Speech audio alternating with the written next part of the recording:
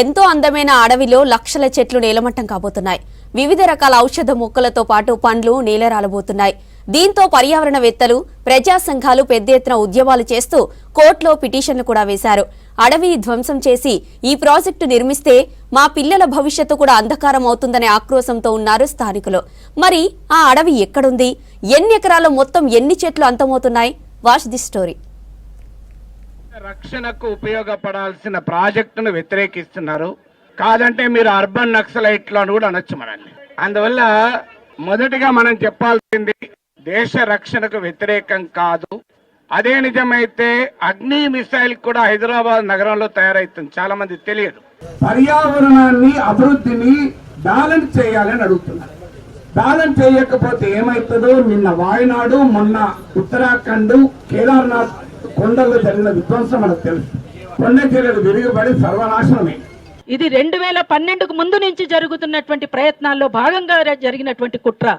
అందుకనే ఇవాళ ముందుకొచ్చినటువంటి దీన్ని మనం భగ్నం చేయాలి అంటే మనకు ఆక్సిజన్ కావాలి, వస్తారా రారా అనేటువంటి దాన్ని ఇవాళ ఇక్కడ ఈ తమ్ముడు కూర్చున్నాడు కదా, ఇక్కడ దీనికి సంబంధించిన సింబాలిక్గా ఇక్కడ కూర్చున్నాడు. తను అంటే ఎవరికి వాళ్ళుగా ముందుకు రావాలి. బాగుంటాయేమో అని కూడా అనిపించింది. అక్కడికి వెళ్ళి దామగుండం వాతావరణంలో తిరిగి అదంతా చూసిన తర్వాత చాలా బాధేస్తుంది. ఈ మన కళ్ళెదురుగా ఉండే ఈ చెట్లు, ఈ అడవి, ఈ కొండలు ఇవన్నీ ఒక 3 ఏళ్లలో టౌన్షిప్ గా మారిపోతుందా అనే విషయం తలుచుకుంటేనే బాధేస్తుంది. ఇప్పుడు మనకు 12 లక్షల చెట్లు అనే ప్రచారం అవుతుంది. 12 లక్షల కంటే ఎక్కువ ఎందుకు ఉండకూడదు? ఎవరు లెక్క పెట్టలేరు కదా. బస్తాలో ఉండే బియ్యాన్ని ఎవరు లెక్క కట్టగలరు? ఒక అడవిలో ఉండే చెట్లని కూడా ఎవరు లెక్క కట్టగలరు? ఈ ప్రాజెక్టుకి సంబంధించి పర్యావరణ నష్టం రిపోర్ట్ బయట పెట్టాలని డిమాండ్ చేస్తున్నారు స్థానికులు. మొట్టమొదట 12 లక్షల మొక్కలు నాటి అది అడవైన తర్వాతే నేవీ రాడార్ ప్రాజెక్టును ఏర్పాటు చేయాలని చెబుతున్నారు. అడవిని ఒక ఆస్తిగా చూడాలని ప్రముఖ పర్యావరణవేత్త దుచ్చర్ల సత్యనారాయణ కోరారు. 1956లో తెలంగాణలో ఆంధ్ర రాష్ట్రం కలిసిన తర్వాతే ప్రకృతి విధ్వంసం మొదలైందన్నారు. ఇది భవిష్యత్తు తరాల సమస్య అని చెప్పారు. హైదరాబాద్ వాసులు మాస్కులు పెట్టుకుని బతికే పరిస్థితులను రానియొద్దని కోరుతున్నారు. ఎవరు దామగుండం ప్రజలతో ఉంటారో, ఎవరు రేపు నరకబోయేటువంటి 12 లక్షల చెట్లు కూలకుండా కాపాడతారో వాళ్ళు మాత్రమే మనతో ఉన్నట్లు లెక్క, మనుషులకు విలువిచ్చినట్లు లెక్క.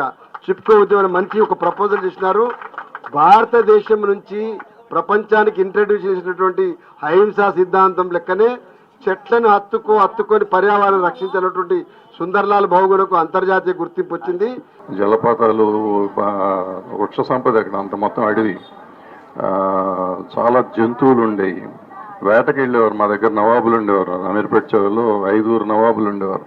2 నవాబులతో వేటకి వెళ్తే మేము చిన్నపిల్లలు వాళ్ళు వెనకాల వెళ్తూ ఉండేవాళ్ళం. అటువంటి అడవి ఇవాళ భయంకరమైన కాంక్రీట్ జంగల్ అయిపోయింది. సరే అయిపోయింది పోనీలే అనుకుంటే ఇవాళ 12 లక్షల చెట్లు, 12 లక్షలు. ఇదేదో ఇక్కడే తయారైంది కాదు. అమెజాన్ ఫారెస్ట్ నుంచి ప్రపంచానికి కావాల్సిన 20% ఆక్సిజన్ వస్తా ఉంది. మరి మీ హైదరాబాద్ కొంచెము, విజయవాడ కొంచెము, బెంగళూరు కొంచెం అన్ని ఇవ్వాలి కదా. మొత్తం ఇవన్నీ మేము నాశనం చేసి అమెజాన్ ఒకటి మొత్తం ఏమంటే ఎట్లిస్తాడు? రాడార్ ఏర్పాటు కోసం 12 లక్షల చెట్లను తొలగించారనేది తప్పుడు సమాచారం అంటున్నారు దామగుండం అటవీ సంరక్షణ అధికారులు. రాడార్ ప్రాజెక్టు నిర్మాణం కోసం కేటాయించిన మొత్తం అటవీ భూముల్లో 48% విస్తీర్ణం మాత్రమే రాడార్ స్టేషన్ నిర్మాణానికి ఉపయోగిస్తారని చెబుతున్నారు. మిగతా 52% విస్తీర్ణంలోని అటవీ సంపదకు ఎలాంటి హాని జరగకుండా చర్యలు తీసుకుంటామన్నారు. ఈ ప్రాజెక్టు ఏర్పాటుతో కోల్పోనున్న 1,93,000 చెట్లకు బదులుగా రంగారెడ్డి, వికారాబాద్ జిల్లాల అడవుల్లోని 2,348 హెక్టార్లలో విస్తరించి ఉన్న 17,55,000 చెట్లను అటవీశాఖ పునరుద్ధరించనుందని అన్నారు అధికారులు.